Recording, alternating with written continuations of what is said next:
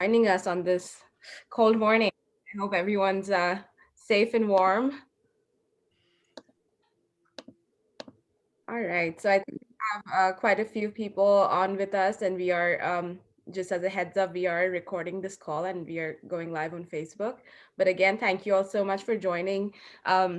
We started this community entrepreneurship hour calls last year when the pandemic hit as a way to kind of assist entrepreneurs and small businesses to talk about the issues and problems that they were facing. That has slowly evolved into what we are calling a 1 million cup inspired event, where we provide a platform for entrepreneurs to pitch their idea. And the goal is really not for just them to talk, but for them to get real good feedback from the community of entrepreneur supporters like yourself. So again, today we have two speakers, and we are switching it up a little bit this week because we have some important and exciting news to share with everyone about some of the strategic work that the Ada Jobs Foundation, in partnership with the city of Ada, has been doing. So we want to share some of those plans. But I am very excited to introduce our first speaker today, Anthony. Anthony, thanks for joining us. And Anthony is going to talk about his product and his new startup, Punchin Trees.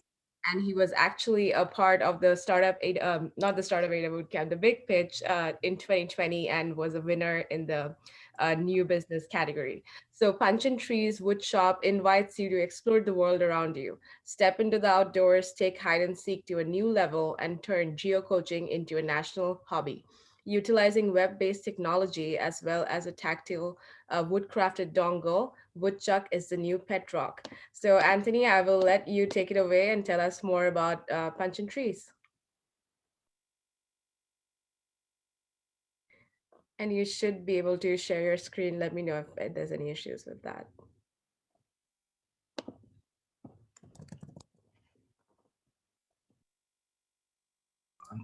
All right, good morning. Can you see my screen? Can you hear me? Yes. Okay, let's see if I can make this work.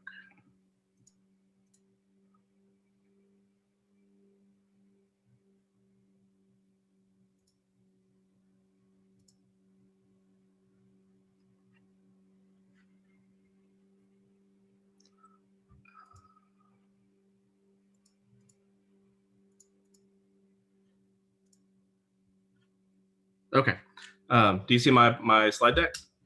Okay. As Dia said, I'm Anthony Foreman. I am the founder of the Punchin Trees Woodshop. This morning, I want to talk a little bit about my journey to Punchin Trees, what Punchin Trees means, and talk about our product, the Woodchuck. So a little bit about me. I started in 1999 designing websites, doing graphic design, and basically just absorbing all that the internet had to offer. We got the internet in our home, and I started seeing websites and being very interested in what they were, how they worked. And so I spent a lot of time, a lot of late nights on the internet, and taught myself how to do HTML coding. And then in 2001, I sold my first website project to a company in Wisconsin that did custom PC builds. And that kind of set in motion my love for what I was doing, which was the graphic and web design, but programming and producing projects that were both technical but also artistic at the same time. And so that really set in motion my life and brought me to a lot of interesting places, and it got me to where we are today. So around 2007, I started a film festival in Duncan, Oklahoma. And at the time, I was doing some graphic design work. And Jessica, it was Jessica Davis at the time, Jessica Leatherberry now. She was over the Duncan Convention and Visitors Bureau. And I was doing some graphic design work for her. And there was a lack of events going on in January. And so the Trail Dance Film Festival was born. We did the Trail Dance Film Festival for 10 years. It was an award-winning event. It received a Red Bud Award from the Governor's Conference on Tourism. And that kind of opened up my world to um, some more advanced type programming and um, event organization, and again, just kind of changed my outlook on what I could do. It involved a lot of programming to create the website that had interactivity, and um, there was more needed. Fast forward a little bit further than that, I became an IT director. I started working more and more and more with programming, and then we fast forward again to 2019 and 2020. Um, with the pandemic in high swing, I was sent to work from home, and having more time at home and less time on the road gave me time to pick up new hobbies, and I started doing some woodworking. We moved to the Oklahoma City area, and I was able to build up a wood shop, and I purchased a CNC machine, and that gave me some interesting abilities to integrate technology with woodworking, because my graphic design capabilities gave me the ability to design objects that could then be translated by a machine into a physical object.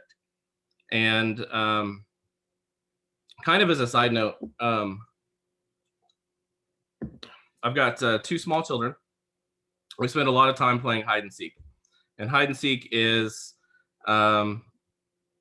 it's such a simple game that you can play it anywhere at any time. And I wanted to take it a little bit further, and I started using toys. We would hide things around the house. And so one of the first things that I did with a CNC machine, just playing around, was I created this little toy. This is actually a poop emoji. And we would hide this around the house, and the kids would find it and they thought it was funny. And this is one of the very early ones. In fact, it's just pencil drawings and kind of outlines and stuff on it. And I figured out that that was kind of fun. And I kind of got to messing around with the idea a little bit. And, they started getting a little bit more advanced. This is one that I made that's got the University of Oklahoma's logo on it. And then a couple steps further, we ended up with one of the current prototypes of our Woodchuck. So, kind of in summation, I've had a long journey with graphic design, website design, woodworking, and it kind of brought me to a pinnacle with the creation of Punchin Woodshop. Punchin Trees is one of the things that my oldest daughter and I did for a long time was play Minecraft, and it's a huge online game, and one of the very primal basic requirements is you have to collect wood in the game, and once you've collected wood, you can progress. And the idea that something so simple as walking up and punching a tree and collecting wood, giving you the ability to make tools and to advance and to ultimately complete the game,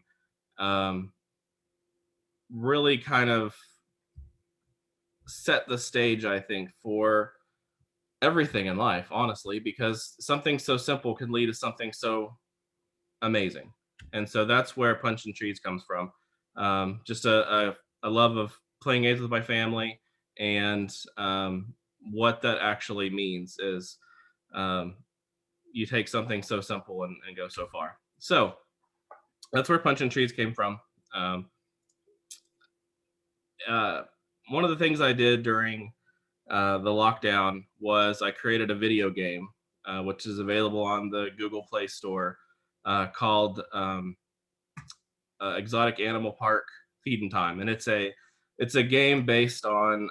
This was when Tiger King was very popular on Netflix. So I created a game based on Joe and Carol. It has a lot of quotes from that show in it, and it's kind of it's like a hide and seek game on your phone. Basically, there's a hidden Carol if you're playing Team Joe, and if you find her, you lose.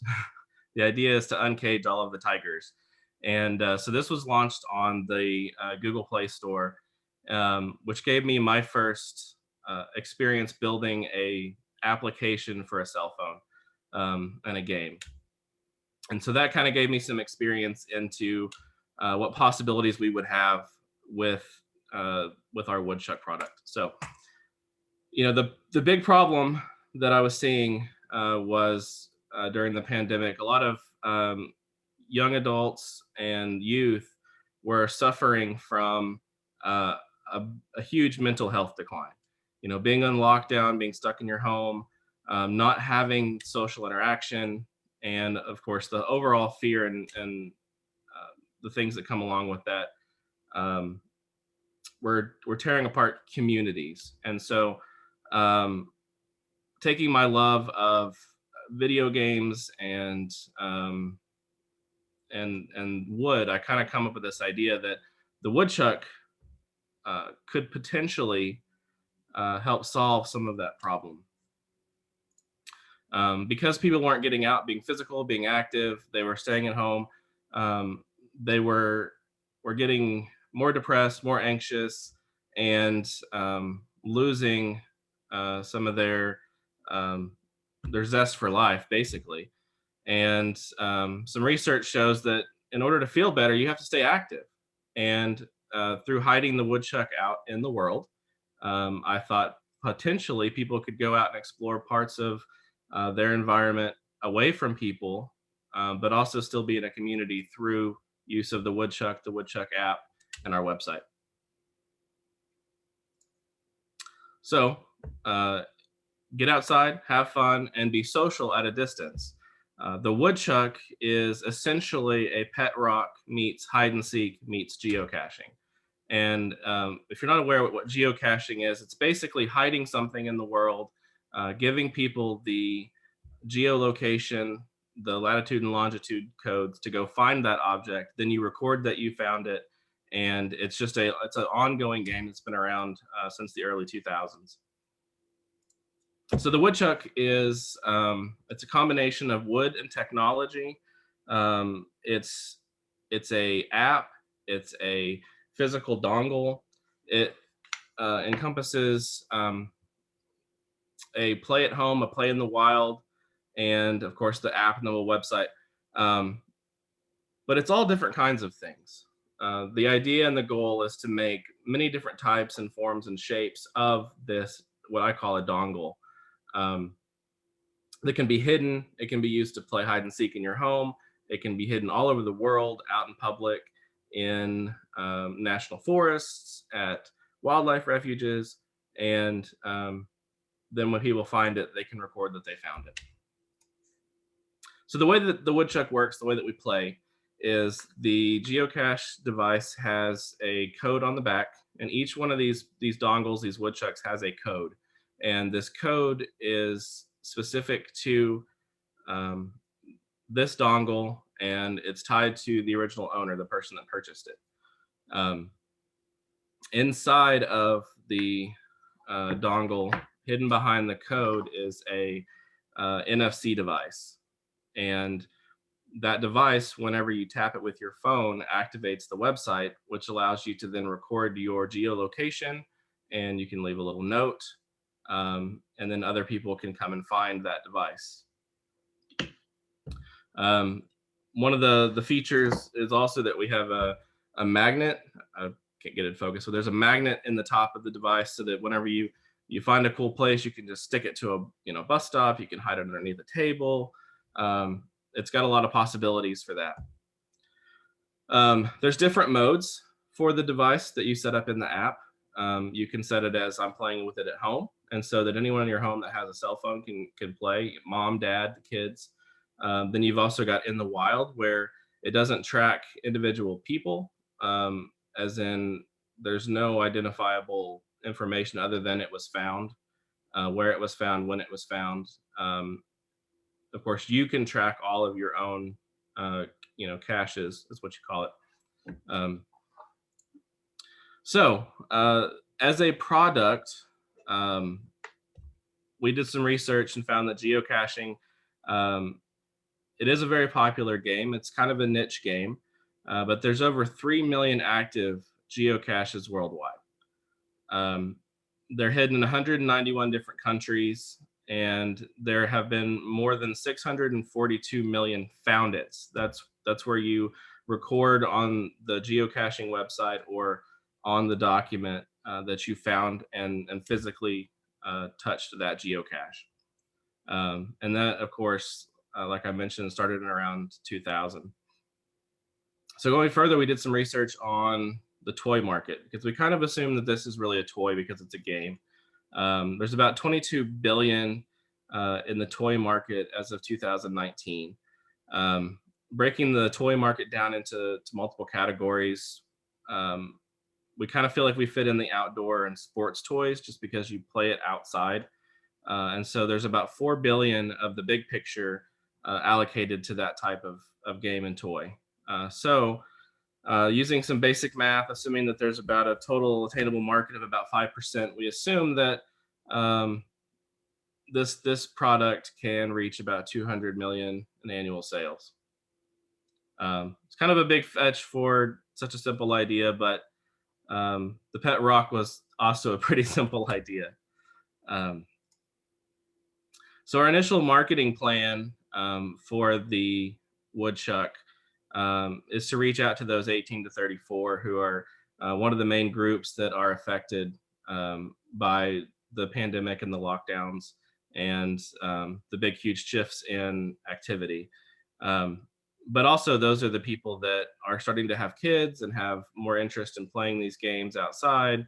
And some of them have expendable incomes. So um, we were welcomed into the Amazon handmade category, and that gives us the opportunity to sell through Amazon and and reap some benefits of no overhead costs in selling because it is manufactured by hand.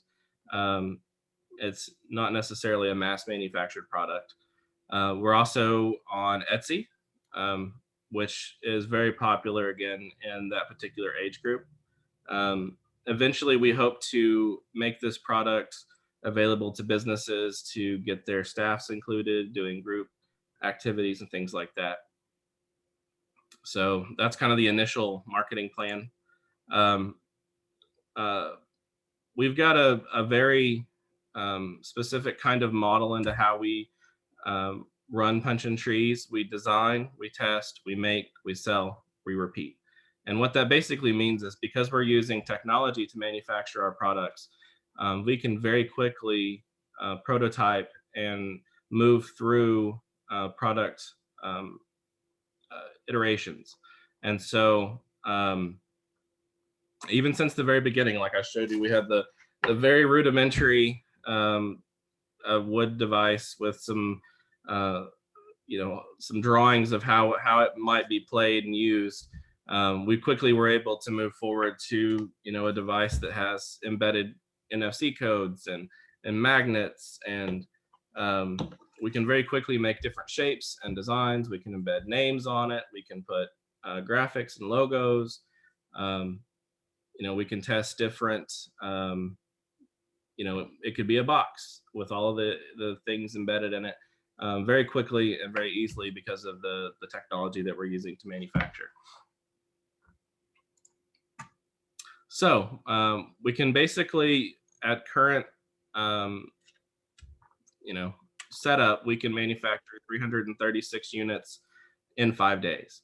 And that's from running it through the CNC mill to finishing, um, to packaging, and to the market. Right now, we're doing everything in house. It's myself, my wife, and our oldest child um, working on putting the products together. And eventually, it could potentially be more people to help with the finishing and those sorts of things. So the goals in November, December of 2020 were to finalize R&D and testing, ramp up production, begin sales on Amazon. And then early 2021, we're developing more styles, increasing production, and working on decreasing unit cost. One of the big things during the Big Pitch ADA we talked about was the cost of the Woodchuck. We estimated that the price point would be around $22 to cover manufacturing and the app. It's a little high for the basic idea of what the product is, and our cost of manufacturing each unit is about a third of that. So it's about eight to $10 to manufacture the actual product each, and that comes down to the packaging, the QR codes, the NFC devices, and keeping up the technology, the infrastructure on the back end. Because there's an app involved and there is a web server that has to store all of the data, there are some expenses on the back end. Now, the idea for keeping the product alive and selling the product, there's two sources of income from the actual product. There's the sale of the product to the public, and then on the app and the website, there are advertising. That helps kind of keep the infrastructure running in the back end so that people will have access to the data on an ongoing basis. So that's kind of how we initially plan to fund the device and fund the website, is through the upfront sales and of course the advertising revenue. The more of them that are out in the world, the more income we can make from the advertising. And then another avenue that we've looked into as well is using it as a marketing tool, allowing businesses to put their logo on it, give it out at trade shows and to their employees, and those would lead people to branded landing pages. Like, you found a Ada Jobs Foundation Woodchuck, and it takes you to the Ada Jobs Foundation page on Punchin Trees, which allows you to record the dongle just like anybody else would, but then also gives advertising. Let's say McDonald's had one. You would find it at a McDonald's, and then it gave you a coupon code or something like that, or led you to a business like a Domino's or something like that. Large companies like Dell could provide it as a computer-shaped object that led them to a website about Dell's current product listings, things like that. So that's kind of a little bit about myself, about Punchin Trees and how it became, and about the Woodchuck. We're still we reinvested money we won from the Big Pitch into equipment to make manufacturing a little faster, a little more efficient. We're still working out some of the bugs with the application and the handheld portion of it, but we're still on track to get these out into the world. We've been sending out prototypes with our online orders and giving them out to people when we go to trade shows and art shows and things like that. So we've got some out in the world that are being utilized. So it's just a matter of just finishing development and research and development, get that all finished and get it out in the world through the different channels we've got kind of planned out. So with that all being said, I would like to let you guys ask any questions you have, or I'll just turn it back over to Dia. Yeah, thank you, Anthony. That was great, and it's awesome to see the progress you've made even since November last year, since the Big Pitch when we worked with you. So yes, please feel free. We are a small group, so shout out your questions, put it in the chat as you wish. But we are open for questions now. Yeah, I want to go ahead and kick it off as a way to get the conversation rolling. Anthony, I was really struck by the story you told at the beginning about, working with your daughter and, from playing video games and Minecraft to finding, something physical. And I wonder if you've taken an approach to consider this being an educational tool. You kind of said that this was positioned at the outdoor toy market, but it seems like a lot of the skills you would need to either you know, work with NFC codes in a particular place, but maybe even, you know, program how the, you know, those codes are going to be used, may be something that would be an excellent tool for education, particularly I think as education, you know, services providers are finding ways to keep kids, you know, out of the classroom and out of, you know, confined spaces. And I thought that was just a really interesting thing. Have you thought about that market or that angle? No, but you know, that's kind of started some fireworks in my mind, because there's, you know, like I mentioned, with businesses utilizing it to advertise, it could be used in the same way to educate. You know, finding one of these dongles at a national park could provide a landing page of information about what you're seeing, or the flora or fauna around you, or but yeah, there's all kinds of different avenues, I think, in that aspect. You know, being able to teach kids about the world through uh, geolocation, understanding latitudes and longitudes, and what that means globally, and understanding, you know, finding things, using, you know, technology, because you have to use technology to find the device. Um, oh yeah, but yeah, I can definitely see all kinds of great ways to utilize it in the education world. Um, even if and when we get back to the classroom, you know, having the ability to hide this in the classroom, and when you find it, they can scan it with an iPad in the classroom and get, you know, the day's special activity or whatever. Um, you know, there's a lot of cool things that could be done with that. I think that's a great point, and yeah, I'll explore that avenue. To piggyback on Jim a little bit with that too, you could also kind of flip the switch on it and make it more of a technology educational exercise, where you could set up a methodology where they could build their own simplified versions within a classroom and put them out into the world with the student created ones as well. Oh yeah. I had a separate question though. Curious why NFC and QR codes both, and not just the QR codes. So the idea behind the two different technologies being utilized, primarily, I wanted it to be as accessible as possible. Not all phones have NFC capabilities, or they may not be activated. Um, so having the code that could be um, scanned with the camera, and also, you know, being able to just tap your phone to it and get that activity, allowed for older devices to function with it, as well as, you know, current devices. But also the device has a specific code and tells you the website to go to access the geocache. So you can type that code in also. But primarily, I just wanted it to be as accessible as possible to as many devices as possible. You know, the idea was, you know, you could use it through your computer, you could use it through your cell phone, your tablet, and I wanted it to be backwards compatible, because some people just don't have, you know, fancy new phones. So that was kind of the idea, just trying to make it as accessible as possible. How much cost does the NFC add to your product for the NFC support?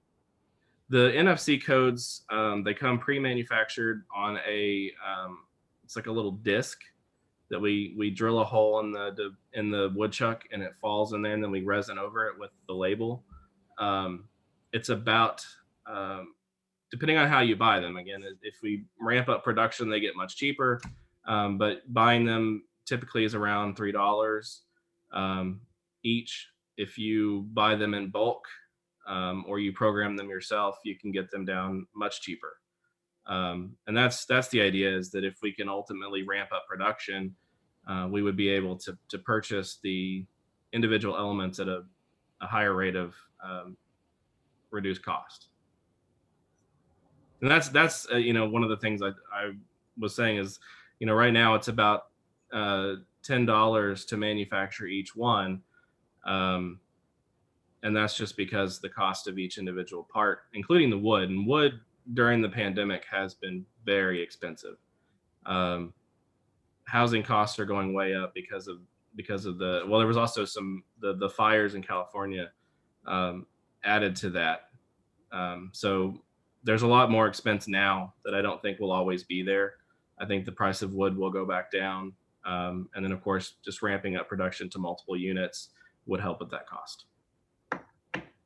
I think that's Amy. Okay, one more question. Go Well, ahead. mine is more of a comment. I'm on the AdaFest committee, as many people on this call are. And have you looked into or considered how events like AdaFest might use this as an advertising tool? You know, every year we're trying to think of more ways to get people informed about what AdaFest is, when AdaFest is happening, all the different levels. So if there was kind of a search going on and this AdaFest dongle was found with a link back to our site, our Facebook page, I could see how events that want to increase their reach could use this tool. Oh, absolutely. I think the cool thing about it is it's because it's a physical object. You can hide it, anywhere. And so events, one of the things that we go to, Edmond has a farmer's market every Saturday during the warmer months, and we go out there and sell some of our other products. I make boxes and turkeys and bird houses and things like that out of the wood shop. And so I have two smaller children. She's about to be 5, and then I've got a 3-year-old son. And when we try to keep them busy at those events, we'll hide one of the woodchucks on some of the tents and things around the event and send them on a scavenger hunt to find it. And they really enjoy that. And, one of the things I've thought about several times being at the farmer's market is I could hide one of these at one of the tents early in the morning. And then if somebody finds it, then they get a discount or they get a free product or whatever. And that could be done at events, at fairs, at festivals. You could be hiding it around town prior to the event, and when people find it, they get, like you said, information about the event, a website, a flyer, things like that. So yeah, there are dozens of possibilities for using this device for advertising, for getting the word out there, in addition to it just being a fun game. And I think that's kind of the beauty of it. When you're using technology as the basis of anything, you can change it on a dime, because the woodchuck itself is really just a dummy object. It's a shell, and what it really does is entirely dictated by what the website does. So, tomorrow we could make it do something different than it does today, and it can grow every day.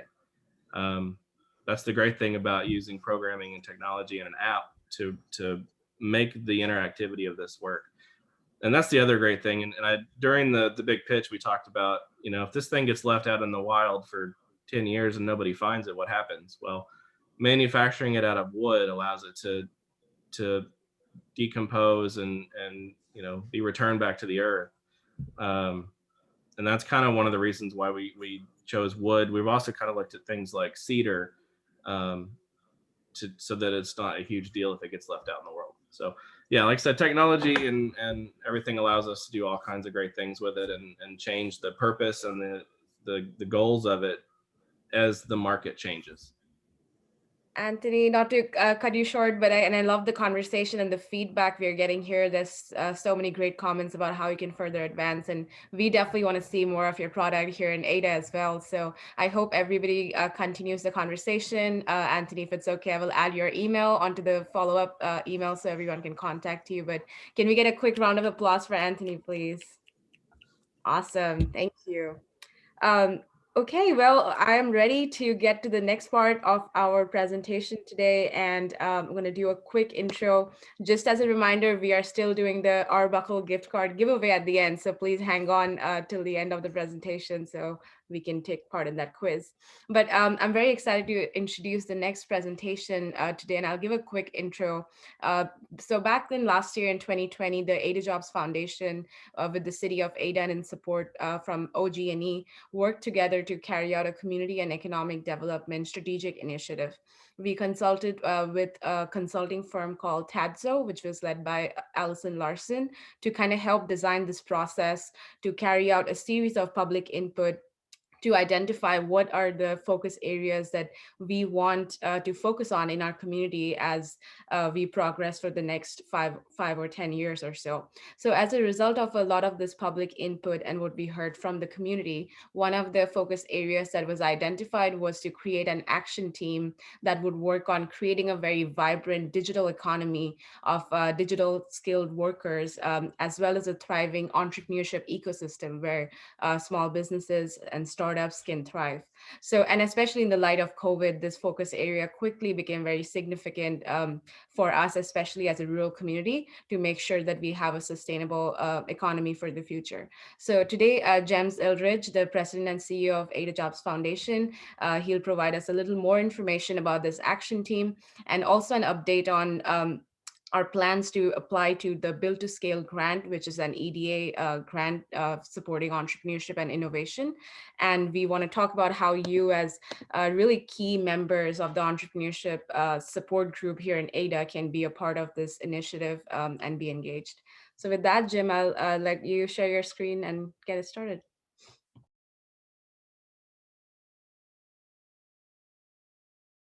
Jim, you're on mute. Sorry. Well, thanks, Dia, and I appreciate that introduction. As I look around at everyone that's in attendance today, I think at least half of everyone here is either integral to this work or has been closely involved in the process or is currently, volunteered to serve on this action team. So just to give you a little bit more context about what we're doing, we worked on this strategy for all of 2020, and this was a different approach than even would be norm for this kind of strategy, right? Things were stretched out, they were disrupted. And so what we're working on right now is instead of doing a big public presentation, which I think is really hard with virtual presentations, we're going one-on-one to a lot of groups that we work with, that we know are active, that we know have some people that are going to have, some real interest in helping the community or supporting this effort. So we're speaking to civic clubs, we're speaking to the young professionals of Ada, we're talking to organization staff. And so with everyone that's here today, I don't know if you're going to hear a ton new. We'll share a little bit new, but you guys will be our perfect guinea pigs. And we've always looked to the Community Entrepreneurship Hour as a great way to pitch and test out and try new things. And so love to hear your feedback. And again, we recognize that we may be preaching to the choir a little bit on this, but bear with us, and we hope to find something really interesting out of it. But I'm going to go ahead and kick this off by saying, as we're thinking about this process, I've been thinking a lot about Pine Bluff, Arkansas. And Dee and I had an opportunity to visit Pine Bluff, Arkansas in August of 2019. It was very hot. And we kept saying, when we were preparing for this trip, everyone kept telling us, why are you guys going to Pine Bluff? There's nothing there. No one wants to see Pine Bluff. And we thought, well, we're definitely on the right track, because if people are telling us not to go there, there must be something completely fascinating, right? As it turned out, we were really surprised. Pine Bluff, I think, is a city that has a lot of good parallels to Ada. Both cities were really built coming out of the 1800s as cotton economies, right? They benefited from this big cotton plantation infrastructure and disruptions from the Civil War, right? So Pine Bluff's first kind of economic history is based in cotton farming, manufacturing, economics, et cetera. But in the middle part of the 20th century, this is a city with a lot of optimism, right? They were attracting aerospace and government contracts. They had a city hall that was, very similar and built by the same architect as the Kennedy Center in New York City, right? I mean, this is a city that had a lot of hope for the future. And from, 1950 to basically in the last few years, it's been this steady decline of population and investment and energy and enthusiasm. And so you'd think a town like Pine Bluff with all this, the disinvestment that's happened and the people that have left and empty storefronts and things that are left vacant, we were really surprised to see there was this, really burgeoning entrepreneurship community there. And there was a really big grassroots led effort. And so I took this picture when we were there, and across the street from, where this picture was taken is a place called Burt's. And there was actually someone from Oklahoma that moved, a couple from Oklahoma that moved to Pine Bluff and started buying properties downtown and slowly renovating them and bringing them up. So Burt's is now used as a event space. It's really just something that is not, that looks like there's presence. It looks lived in on their main street in their downtown area. And Pine Bluff is another city that, along with their Go Forward Pine Bluff initiative, is working in the Rural Innovation Network with us, with the Center on Rural Innovation. And we think they're doing some really interesting things to help with workforce development and trying to approach the digital economy. And so anyways, I want to kind of break the ice and bring us up to this to say, we're not the only rural community that's coming to the idea of saying, maybe attracting, big companies and industries from out of town isn't the way forward for us. It's not the way forward necessarily for Pine Bluff, and it may not be the way forward for us. And certainly Ada hasn't had this level of disinvestment or this level of negative economic impact. But I think really our history is that a lot of rural communities are turning around and saying, well, how do we really prepare for the future, and how do we really build something resilient? And we think that this entrepreneurial approach to our economic development strategy is really a way to prepare for a future where we have people that are local, that are owning companies and starting businesses, and give our economy a lot of diversification. So there are some opportunity costs of not pursuing the strategy right that we've considered. And just to give you an idea, we've always treated manufacturing as a very good export-based job with good wages, good benefits. And I think that's still largely true. But when we look at it, even in the state compared to, what we consider digital jobs, either the earning potential of digital jobs, there's so much opportunity that's left out there. We also think that there's a really close relationship between manufacturing and this digital workforce and entrepreneurship. We think that to have a really healthy manufacturing sector, you need a really talented workforce that will be ready to do what we call jobs of the future. People that can program, people that are comfortable using, digital systems, whether they're cloud-based architectures or something like that. And we think that, startups really drive, some of the innovation that you see in manufacturing, right? So this is an interrelated and interdependent system, and we don't think that one comes at the cost of the other, but we should be promoting all three in equal measure. And I know you guys have seen this before, we're not going to stay stuck on these slides, but when we went through this process, we kind of went through 6 steps to get us to a point where we had this action team. And I think it might be helpful just to quickly review where we've been. So we really worked with a leadership team that was put together to talk about what's the purpose for us doing this, right? And a lot of people said, we didn't want Ada to be a place that was thriving. We really wanted Ada to be a place, or we didn't want Ada to be a place that we're just getting by. We want to be a place that's really thriving and really feeling like there's a lot of energy here. And we talked to focus groups. We went out in the middle of the pandemic this summer and this fall, and we talked to people about what was happening and what were people concerned about and what did we need to know. We tried to hit a really broad cross section of the community, and we got some really good information back. And that gave us a really good opportunity to compare that against data and look at our unemployment rate, look at the impacts from the pandemic, that we were actually doing a little bit better than the nation, as it turned out, but there was so much uncertainty that it was really hard to get a clear picture of what was going on. So we wanted to figure out, well, what's driving this uncertainty and how do we find a way forward? So we went out into the community in a way that we thought was safest to do so. And we had a poster project where we asked people literally on the street to tell us, what do you want to see? What's your ambition? We also went online and had surveys and had opportunities for people to join in. And so that gave us a lot of good input, right? We learned that Main Street is really important to all, at least the people that showed up. And we sense that it's probably really important to the people in general, right? I mean, people wanted there to be a thriving Main Street. People wanted to see opportunities for business and jobs. They wanted Ada to be a place that was a really great place to live, that had plenty of opportunities for, getting outdoors and, things to do for their family. And then across the board, we also heard that, a really strong infrastructure for the internet, with good broadband service, good fiber service, things like that was crucial. So we just kind of want to touch on that as, that's what we heard from people saying, this is what's important to us, and this is what we want to see. And then finally, that allowed us to go back to our leadership team and start to prioritize some areas that we thought were really important. And so here's kind of what came out of all that process. Within the strategic initiative, we knew that entrepreneurship in the digital economy was a really important area to focus on. We knew talent, education, and workforce development was another crucial area. And then finally, what we're calling is a really broad catch-all: housing and community development.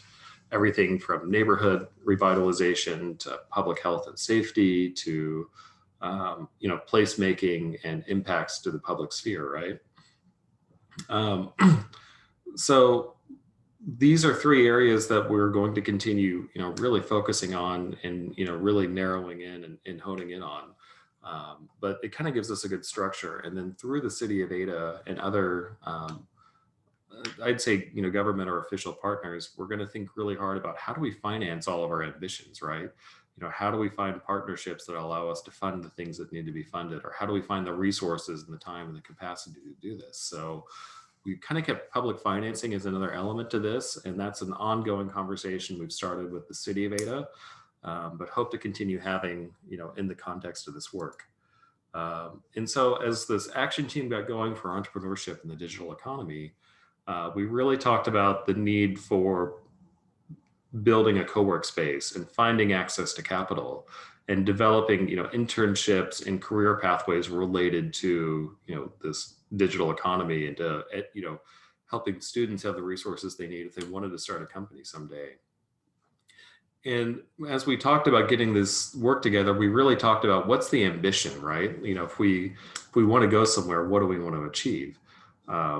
And now, as we're pitching this today, and as we're bringing this forward as a potential action team plan of work, we want to get to all these things, and we're likely to start with something we know we can make some really concrete progress on right off the bat, and then kind of keep things in mind as they move forward. So another way of looking at this, we found this wonderful chart through a presentation from the Center on Rural Innovation, and we liked it so much, we asked their permission to share it everywhere, and they said, yes, please go ahead. But we like how this aligned with where we see our work and our effort. And so if you look at the very bottom of the pyramid, you'll see that there's kind of a foundation stage. And that's something I know we've been focused on for a long time, from work with Ada Main Street to the Business Improvement Grant to the Shop Ada campaign, Shop Local campaign. When we brought in Becky McRae with Pontotoc Tech and ECU, I mean, that was really building that foundation of what it takes to get kind of a local small business entrepreneurship community. And then over the past 2 years, I know Dia's been working really hard on developing and promoting events for the Big Pitch Ada and Startup Ada Bootcamp. And we really wanted to build on the momentum that we see out of ECU with Tiger Tank and the Loves Cup, and build on something that, students could go to out in the community as a next step in their, professional careers or development. We wanted to create education programs so that local entrepreneurs could pitch to an investor and feel good and confident about doing that. And we wanted to have events like this so that people could have an opportunity to network and meet each other, right? So we've been strongly in a phase one stage here, right, in this model. What we're really talking about doing and what our ambition is, we want to go to this launch stage. We want to take it up to the area we have highlighted, right? We want to see, a true accelerator program come in with a really, big impact on our region. We want to see a mentorship network that's developed and robust to help new entrepreneurs either coming out of school or coming into a second career later on in life. And we want to see, hopefully some really strong resources from, local service providers, either here or hopefully in our state or region, right? The ultimate goal here is to create jobs and wealth, and where, we're not just getting by, but we really see a thriving startup community, right? And so this is all building blocks, right? And it's not like, we get to the next step and then, we're done. These are things that we'll keep doing. But to keep building on this pyramid and to keep going to the next step, we're going to need more capacity, right? Dia and I love working on these projects, and we have a real passion for them. And we know that you all here have been involved, over the years in all kinds of, different and complementary efforts. But we might need to expand our capacity to take on these new projects and efforts.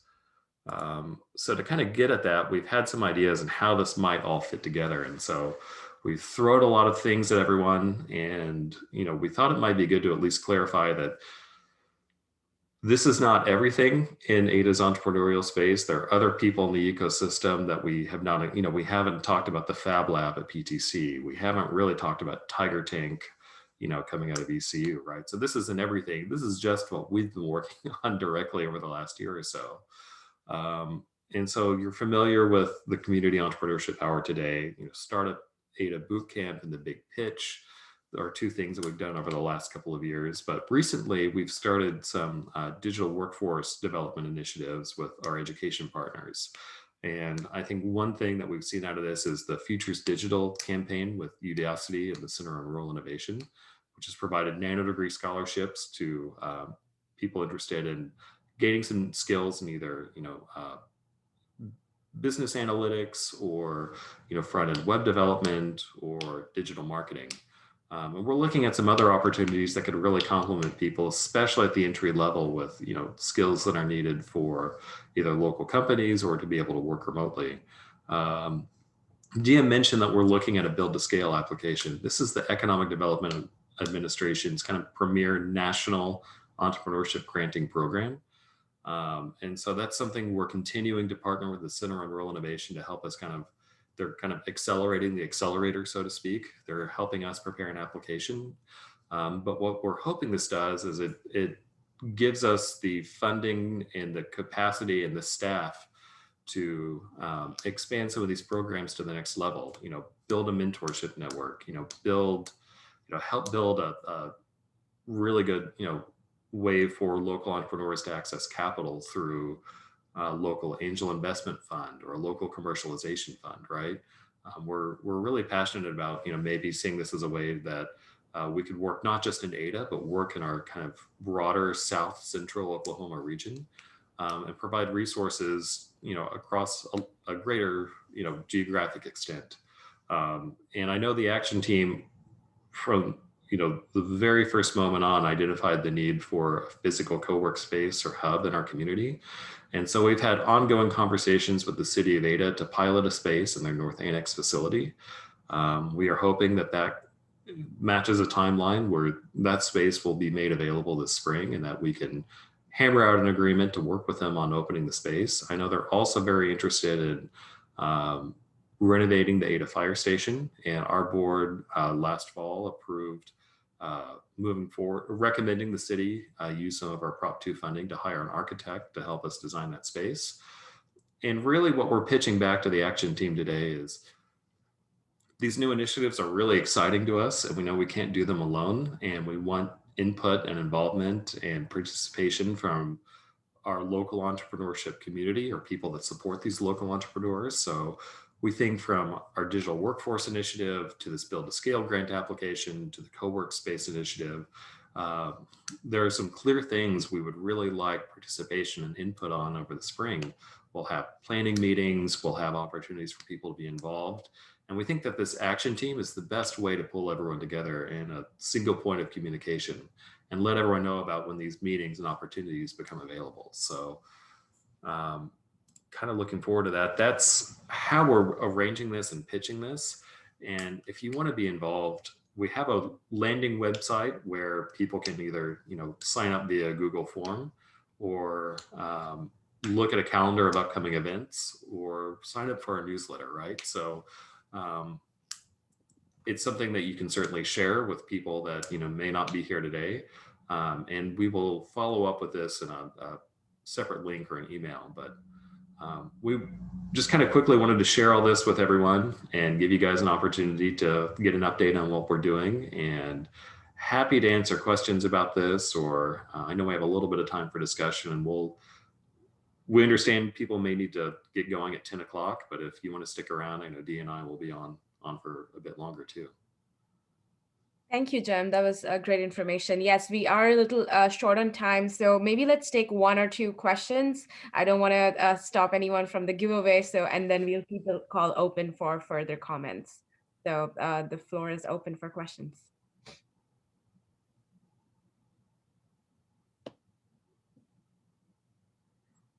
Jem, Yeah, I'd say let's go into the giveaway, and then we can hang out after that. I don't want to deny people of their gift card. That is absolutely true. So let's do that while everyone is kind of thinking about their questions. So the first question is from Anthony's presentation today. And the way this works is that I put the question in the chat, and the first person to answer it on the chat wins. Can Stacy win again? If, if nobody gets it and Dr. Roland gets it, then yes. Okay, so the first question is, what is the manufacturing cycle for Punchin Trees? The hint is it's dash units and dash days. Ooh, it's a little tough one. I'm going to give it 5 more seconds, and I'm going to go on to the next one. Close.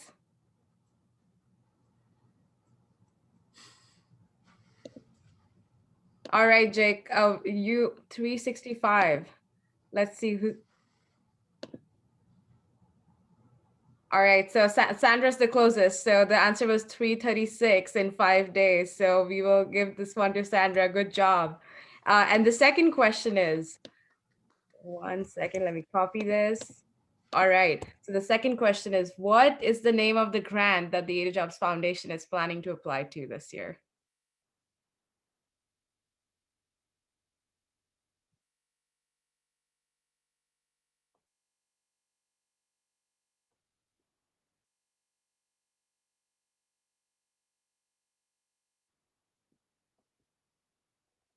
Maybe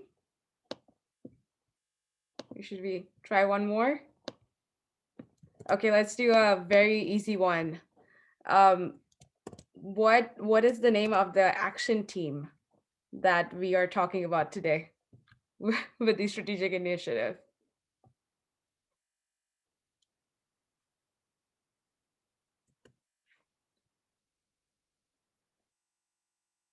I see some typing. All right, Jake, we